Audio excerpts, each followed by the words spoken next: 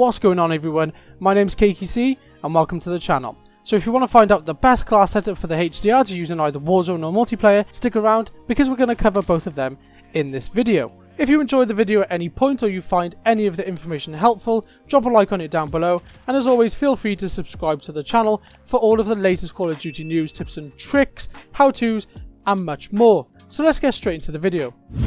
So since Warzone was released, sniping has always been a very good skill to have, and if you've got a good sniper on your squad, you can dominate a lot of teams, especially at range. And for that reason, it's quite common to see a lot of snipers in a Warzone lobby. So with a lot of squads always having some form of sniper in their team, there's usually a lot of debate on which sniper you should use, and there's 4 snipers in the game at the moment, the Dragunov HDR AX-50 and the Rytek AMR, and we pretty much all agree that the Dragunov is completely useless, and at the time of recording this video, a few weeks after the Season 4 mid-update, the Rytek AMR is completely broken. There's no point using it in Warzone because it doesn't do what its intended purpose is.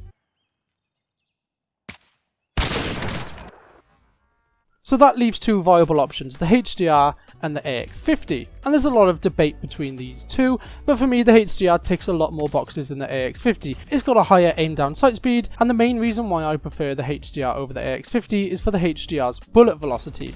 It's a lot easier to hit those long distance shots because you don't have to deal with the bullet drop off that the AX-50 gives you. And the only real trade-off between these guns is the fact that you can actually get the bullet back in the chamber on the AX-50 a lot quicker than you can on the HDR, and that means you can hit multiple shots a bit quicker on the AX-50. But you're always going to use the type of sniper that suits your gameplay, and for me it's the HDR. So in this video we're going to go through the best class setup that you can be using for the HDR. So with that bit out of the way, let's jump onto the gunsmith and have a look at the HDR itself. So as I normally do in these videos, I'm just going to run quickly through the class itself before we jump onto the gun attachments. So first off, you'll notice I'm currently running overkill on this class just because sometimes you need to have the assault rifle backup on the loadout just in case you bump into a team that are a bit too close for comfort if you're using a sniper. So my overkill weapon is of course the Grau. I have done a Grau setup on the channel. If you want to check that out, I will leave the link in the description down below, and then you can see the build that I'm running on this loadout. And then the other 2 perks I'm using are UD and Amped.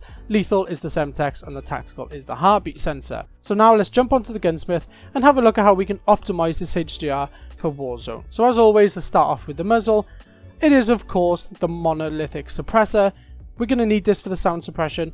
And the good thing about the monolithic suppressor is it actually is going to give us some damage range. Yes, it is going to take away some ADS speed, but we're not going to worry about that too much. Moving on to the barrel, you're going to want to use the longest barrel available. The 26.9 inch HDR Pro is going to be perfect for this.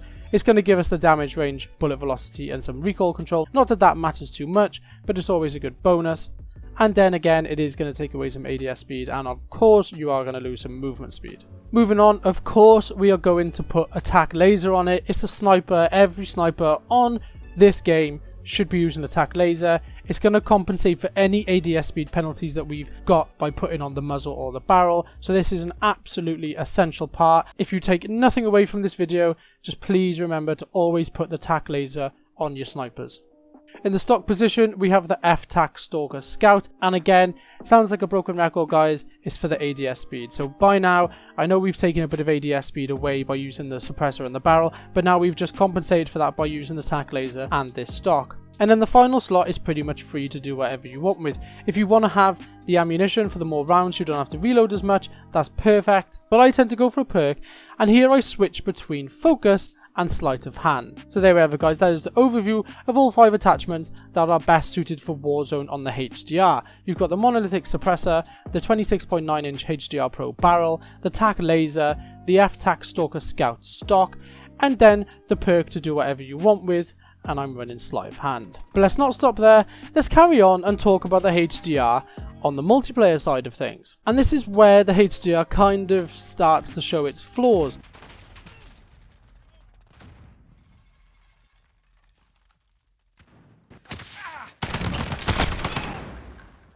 And unfortunately, the snipers in this game are slow compared to the marksman rifles, and I do believe that's why the marksman rifles have been put in the game. It's the first time in Call of Duty games where we've seen previous sniper rifles actually put in a different category and called marksman rifles. The Kar 98K has pretty much been a sniper rifle throughout Call of Duty history, but now it's a marksman rifle in this game, and that's because of the speed that it brings. I think the sniper rifle class, the intended purpose is for Warzone, and then the marksman rifle's intended purpose is for multiplayer, but that's not to say that the marksman rifles aren't very good.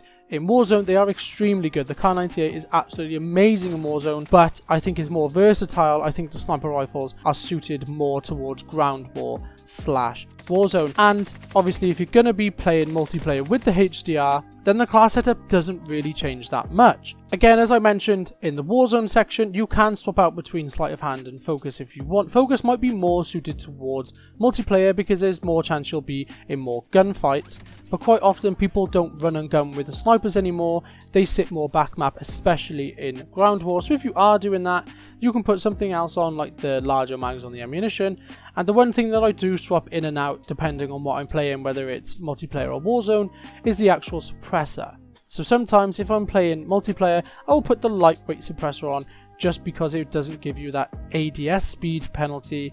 Yes, you will take some damage range away, but if it's ground war or multiplayer, you're not going to notice that as much as you would in Warzone. So there we have it, guys. I know it's not a very long video, but the HDR doesn't really change much between multiplayer and Warzone. This is the kind of best thing that you can do with the HDR, and I think it's quite nice that you don't have to swap the attachments out all the time just to jump on multiplayer or vice versa and jump on Warzone. So if you are sniping in Warzone, let me know what sniper you're using. I hope it's not the Dragunov. If you are, you're insane. Let me know why you're using it. Let me know what you prefer down in the comments below, whether it's the AX-50 or the HDR. And if you enjoyed the video at any point or you found this class setup useful, drop a like on the video down below. And as always, feel free to subscribe to the channel for all of the latest class setups, how-tos, tips and tricks, and much more.